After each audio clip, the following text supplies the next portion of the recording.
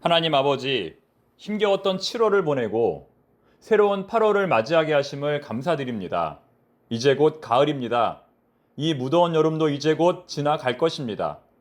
8월에도 우리 주님과 동행하는 청파동의 모든 교우들이 되게 하여 주옵소서. 주님의 넓으신 날개로 우리의 가정과 일터를 보호하여 주옵소서. 하나님의 거룩한 성전 청파동 교회를 지켜 주시옵소서. 환경과 상황에 상관없이 날마다 하나님을 찬송하며 예배하는 청파동의 모든 귀한 성도들이 되게 하여 주옵소서. 예수님의 이름으로 기도드립니다. 아멘. 샬롬. 지난밤 평안하셨습니까? 오늘은 8월 2일 온가정 새벽 기도회로 모이는 날입니다. 기도와 말씀으로 충만한 우리의 가정이 되기를 바랍니다. 사랑하는 우리의 자녀들을 위하여 마음껏 기도하는 오늘 이 아침이 되기를 간절히 바랍니다. 이 시간 주시는 하나님의 말씀은 구약 에스겔 11장 13절부터 25절까지입니다. 형제에 대한 우월감을 버리라. 형제에 대한 우월감을 버리라는 제목으로 주의 말씀 증거하겠습니다.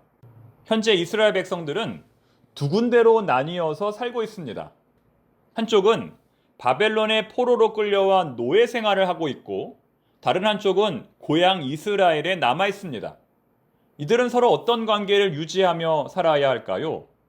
포로로 끌려가지 않은 백성들은 포로로 끌려간 백성들을 향하여 긍휼한 마음을 가지고 그들을 위하여 중보 기도하며 살아야 할 것입니다. 고향을 떠나 타국에서 노예 생활을 하는 형제와 가족들을 불쌍히 여기며 그들이 안전하게 다시 돌아올 수 있도록 하나님께 간구해야 할 것입니다.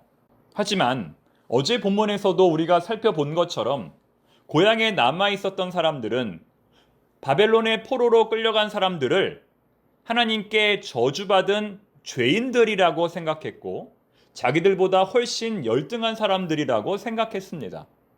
포로가 된 백성들보다 자신들이 훨씬 더 우월하다고 생각했던 겁니다.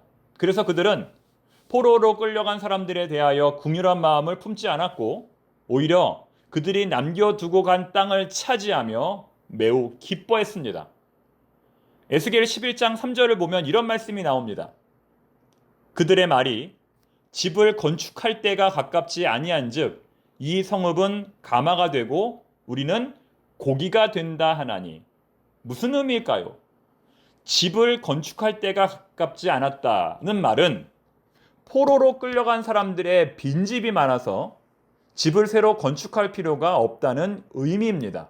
실제로 기원전 597년 유다 사람들이 바벨론의 포로로 잡혀갈 때에 남아 있었던 사람들이 그들의 집을 차지하면서 이렇게 말을 했습니다. 너무나 이기적인 발상이 아닐 수 없습니다. 아니 어떻게 지금 형제와 가족들은 포로로 끌려가고 있는데 남은 사람들은 그들의 집을 차지하면서 좋아할 수 있을까요? 설상가상으로 유다의 고관들 25명은 이렇게 말합니다. 이 성읍은 가마가 되고 우리는 뭐가 된다? 고기가 된다. 이것은 남아있었던 사람들이 자기 자신들을 매우 특별한 존재로 여기고 있음을 말하는 겁니다. 오직 자신들만이 가마솥 안에 들어있는 최상품 고기라고 주장하는 겁니다. 마치 뚜껑이 잘 덮여있는 가마처럼 예루살렘이 자기들을 안전하게 보호할 것이라고 말하고 있는 겁니다.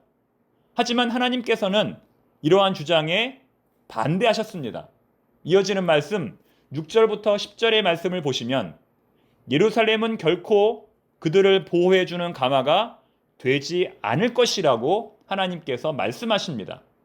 아니 오히려 이 성읍에 숨어있는 자들은 끌려나와 멸망당하게 될 것이라고 하나님께서 말씀하십니다. 11절 말씀입니다. 이 성읍은 너희 가마가 되지 아니하고 너희는 그 가운데 고기가 되지 아니할지라 내가 너희를 이스라엘 변경에서 심판하리니. 이처럼 유다의 오만한 지도자들은 포로가 된 형제들의 고통에 대해서는 전혀 관심이 없었고 오직 하나님께서 자신들만 지키시고 보호하신다는 잘못된 생각을 가지고 있었던 것입니다. 오늘의 본문 에스겔 11장 15절은 이러한 지도자들의 영향을 받은 예루살렘 주민들의 고백입니다. 그들은 뭐라고 말했을까요? 인자야, 예루살렘 주민이 내 형제 곧 내 형제와 친척과 온 이스라엘 족속을 향하여 이르기를 너희는 여호와에게서 멀리 떠나라. 이 땅은 우리에게 주어 기업이 되게 하신 것이라 하였나니. 자, 무슨 말일까요? 앞서 말한 것처럼 예루살렘 주민들은 포로로 끌려간 사람들이 남겨두고 간 땅을 차지하면서 그것은 하나님께서 자신들에게 준 기업이라고 말하고 있는 겁니다. 무주공산, 말 그대로 인자 없는 땅이 되어버린 예루살렘을 하나님이 자신들에게 준 기업이라고 착각했던 것입니다. 레위기법에 따르면 땅은 고엘 제도를 통하여 아무리 오랜 세월이 지나도 본래의 소유자에게 돌아가야 했습니다. 하지만 그들은 그런 하나님의 규례들을 무시하고 포로들이 남기고 간 땅을 자신들이 차지하게 되었다며 좋아했던 겁니다. 그래서 하나님은 이들을 심판하십니다. 13절을 보면 분하야의 아들 블랴다가 죽임을 당합니다. 그는 백성들의 지도자였습니다. 본문 1절에도 나옵니다. 하지만 하나님의 말씀에 순종하지 않고 잘못된 가르침을 백성들에게 전하다가 하나님의 심판을 받아 죽임을 당한 것입니다. 이것은 남아있는 자들 전체에 대한 하나님의 심판 선언이라고 할 수 있습니다. 그래서 에스겔이 다급하게 하나님을 향하여 중보기도합니다. 13절 말씀. 이에 내가 예언할 때에 분하야의 아들 블랴다가 죽기로 내가 엎드려 큰 소리로 부르짖어 이르되 오호라 주 여호와여 이스라엘의 남은 자를 다 멸절하고자 하시나이까 하니라. 이 구절은 당시에 에스겔이 겪었던 충격과 당혹감을 그대로 드러내고 있습니다. 그는 나라와 민족의 중보자로서 하나님께 기도했던 겁니다. 그런데 이 기도에는 두 가지의 의미가 들어있습니다. 과연 하나님께서 선택하신 사람들은 누구입니까? 지금 예루살렘에 남아있는 사람들입니까? 아니면 바벨론의 포로로 끌려간 사람들입니까? 하나님께서 어떤 사람들을 통하여 장차 이스라엘을 회복시키실지 에스겔이 묻고 있는 것입니다. 따라서 오늘의 본문 14절부터 25절은 이 질문에 대한 답변이라고 할 수 있습니다. 하나님은 과연 어떤 사람들에게 소망을 두고 있는가? 정말로 포로로 끌려간 사람들이 예루살렘에 남은 사람들보다 더 열등한 사람들인가? 그들은 정말 구원받지 못할 사람들인가? 묻고 있는 것입니다. 과연 이에 대한 하나님의 답변은 무엇일까요? 하나님의 답변은 포로로 끌려간 사람들 중에 희망이 있다는 것입니다.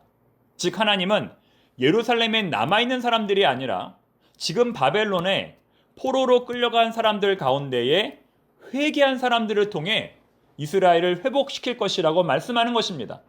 그 표시로서 하나님은 다음 세 가지의 약속을 해주십니다. 첫 번째는 이동 성소입니다. 16절에 나오는데요. 이 말씀은 두 가지의 의미를 갖습니다. 실제로 바벨론의 포로로 끌려와 있는 사람들에게 하나님께서 임시 성전을 설치해 주신다는 겁니다. 언제든지 하나님께 예배 드릴 수 있도록 임시 성전을 설치해 주신다는 겁니다. 그리고 두 번째 의미는 우리가 지금까지 살펴본 것처럼 하나님은 이스라엘이라고 하는 땅에 매여 계신 분이 아니라는 겁니다. 하나님은 이방 땅에서도 그들의 하나님이 되어주십니다. 하나님은 이스라엘뿐만 아니라 온 세계와 온 역사의 주관자이십니다. 앞서 예루살렘에 남아있었던 오만한 지도자들이 오직 하나님은 성전에만 거하실 것이라고 주장했던 것과는 완전히 다른 것입니다. 두 번째 표시는 바벨론에 있는 사람들을 반드시 해방시키고 구원하실 것이라는 약속입니다. 17절 말씀입니다. 하나님은 포로된 백성들을 지금의 모습 그대로 내버려 두지 않고 반드시 되돌아오게 하신다는 겁니다.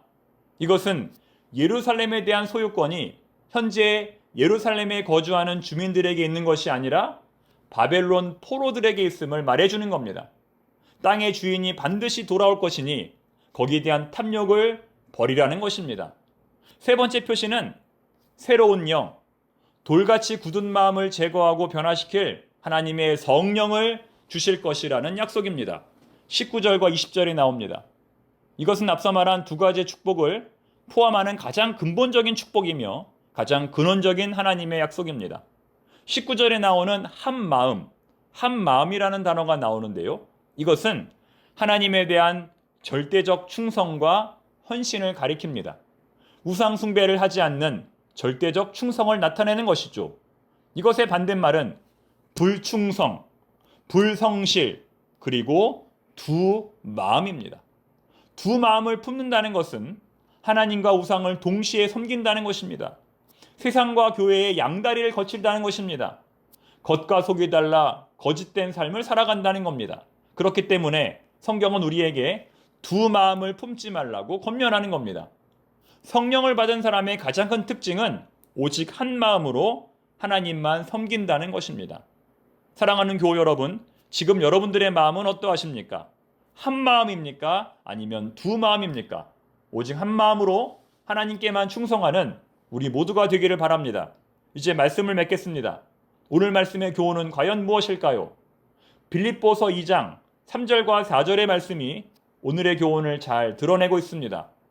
아무 일에든지 다툼이나 허영으로 하지 말고 오직 겸손한 마음으로 각각 자기보다 남을 낮게 여기고 각각 자기 일을 돌볼 뿐더러 또한 각각 다른 사람의 일을 돌보아 나의 기쁨을 충만하게 하라. 아멘.